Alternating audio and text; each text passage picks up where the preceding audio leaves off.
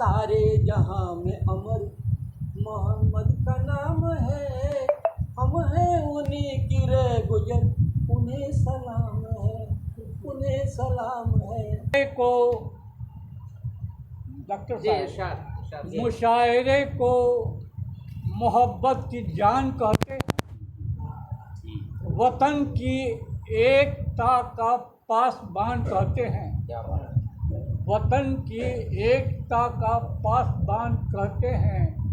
यहाँ जो बैठे हैं मिलजुल के दोनों धर्म के लोग, यहाँ जो बैठे हैं मिलजुल के दोनों धर्म के लोग, इसी मिजाज को हिंदुस्तान कहते हैं,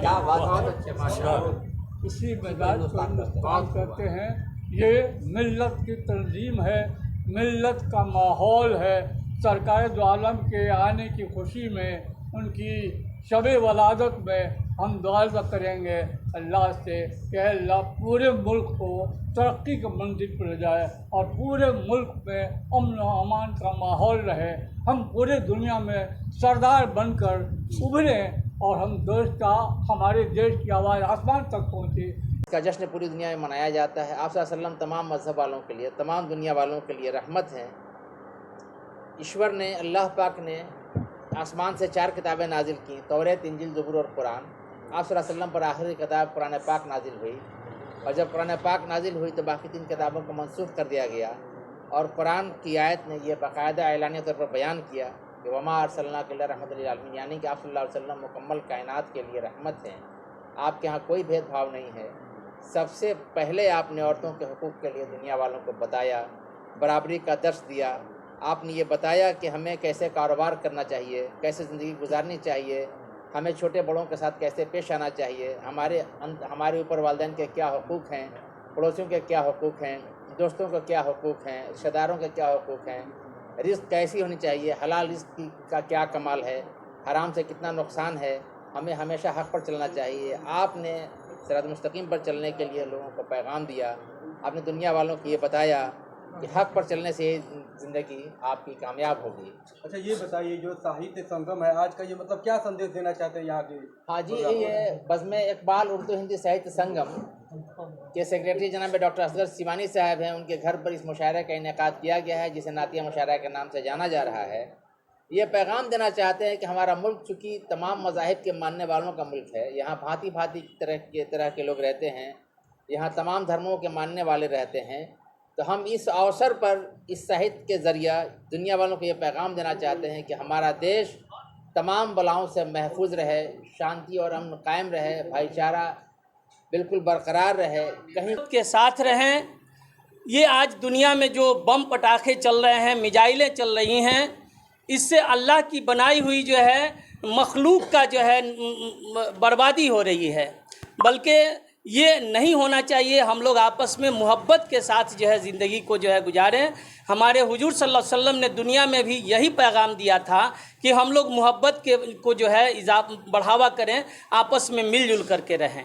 आज हमारे इस प्रोग्राम में सभी धर्मों के लोग जो है, जैसे प्रवीण कुमार शुक्ल, आर.एस. पांडे जी, यजीद जी, और भी एक से बढ़ के एक जो है उस्ताद शायर कमर सिवानी साहब और डॉक्टर जाहिद हुसैन साहब, अरशद साहब, इरशाद साहब, यहाँ बहुत सारे जो है उलमा और विद्वान लोग जो है उपस्थित हुए हैं, हाजिर हैं। और हम लोग हुजूर सल्लल्लाहु अलैहि वसल्लम के नाम को जो है यहाँ बड़े ही प्रेम मोहब्बत के साथ जो है ले रहे हैं, और इस सवाब की महफिल में जो है सभी लोग हाजिर हैं।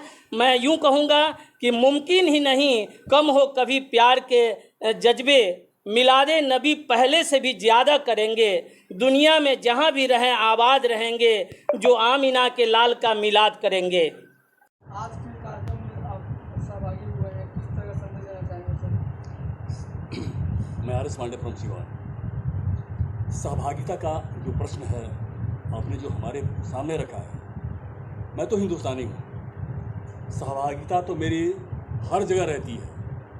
जहाँ मुझको कोई अगर अदब से पूछता है तो मैं वहाँ पर उपस्थित जरूर हो जाया करता हूँ। अब रह गई इस मुशायरे की बात, और जो हमारे छोटे भाई हैं डॉक्टर अली असगर साहब, इन्होंने हमें अदब के साथ बुलाया है, तो मेरी सहभागिता और मेरी उपस्थिति भी लाजिम है।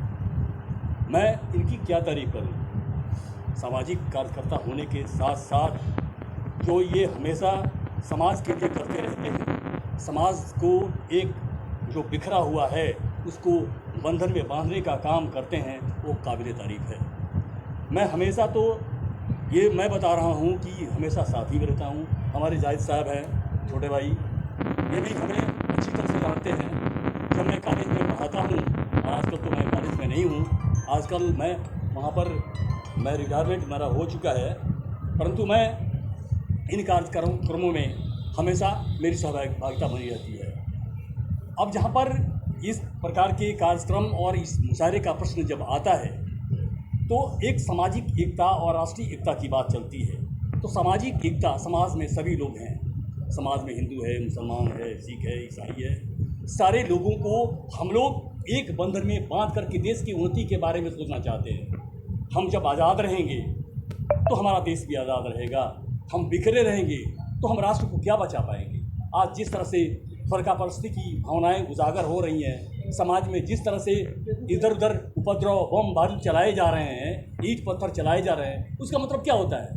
समाज बिखरा हुआ है। समाज को हम अगर एकता के बंधन में बांधना चाहते हैं तो इन सारी चीज़ों को, करतूतों को हमें दरकिनार करना होगा। समाज में एकता की भावना को मजबूत करना होगा। जब हम मजबूत ही नहीं रहेंगे तो हम देश को क्या मजबूत करेंगे? जब खुद ही हम आज़ाद नहीं रहेंगे तो दुनिया को क्या आज़ादी का संदेश देते हैं? तो मोहम्मद साहब ने जो हमें जिस प्रकार की आज़ादी का प्रश्न हमारे सामने उठाया, समाज को एक बांधने के रूप में हमें एक ऐसा पैगाम दिया कि समाज हमारा एकजुट रहे। समाज जो हमारा पहले बिखरा हुआ था, जिस प्रकार के संघर्ष के दौरान उन्होंने अपने कदम रखे और समाज को जो उन्होंने आगे बढ़ाने का काम किया, वह काबिल तारीफ है। आने से पहले कुछ नज़्म बोल रहे थे, चाहेंगे थोड़ा उस नज़्म को सुनाइए। तो यह एकता, प्रेम और भाईचारा अक्षुण्ण रहे, बना रहे, कायम रहे, इसी भाव विचार को लेकर हम कभी शायद क्या हिंदू, क्या मुसलमान, क्या सिख और क्या ईसाई, अब सब मिलजुल कर ये इंसानियत की करते हैं कमाई। क्या बात, हम इंसानियत की खेती करते हैं, फसलें इंसानियत हम उगाते हैं और सारे जहां को मोहब्बत क्या है ये बताते हैं। तो अभी मैं यही कह रहा था, क्या राम हो और क्या रहमान हो, हमने कभी फ़र्क नहीं समझा। क्या भगवान कृष्ण हो और क्या हमारे प्यारे नबी मोहम्मद हो, हमने वही दर्जा दिया है, वही रुतबा दिया है, वही सम्मान दिया है, क्योंकि उनसे हमने जीने का आयाम सीखा है, जीने का पैगाम सीखा है, इंसानियत का तौर तरीका सीखा है। तो वही मैं कह रहा था कि सारे जहां में अमर मोहम्मद का नाम है, हम हैं उन्हीं की रे गुजर, उन्हें सलाम है, उन्हें सलाम है, उन्हें सलाम है। सारे जहां में अमर मोहम्मद का नाम है, हम हैं उन्हीं की रे गुजर, उन्हें सलाम है, उन्हें सलाम है, उन्हें सलाम है। इसी सलामी के साथ मैं आपसे रुखसत होना चाहूँगा। बहुत बहुत धन्यवाद। इस महफिल का मकसद जो है ना, इंसानी मोहब्बत को तरजीह देना है। हमारा हिंदुस्तान वतन जो है एक चमन के समान है, इसका कोई भी फूल मुरझाए नहीं। इसको मद्देनज़र रखते हुए चंद पंक्तियाँ मैं पेश कर रहा हूँ। अमन चाहते हो गर अपने वतन में, अमन चाहते हो गर अपने वतन में, फूलों की हंसी पे न पहरे लगाओ, होगी कैफ परवर ज़िंदगी ये तुम्हारी, मोहब्बत के नगमे सदा गुनगुनाओ, मोहब्बत के नगमे सदा गुनगुनाओ। बस यही उद्देश्य है कि हम मानव हैं और हर मानव से प्रेम करें, मानव धर्म को सर्वोपरि समझे। चूँकि मानव एक होगा, नेक होगा तो राष्ट्र भी अच्छा होगा, मजबूत होगा। यही उद्देश्य है।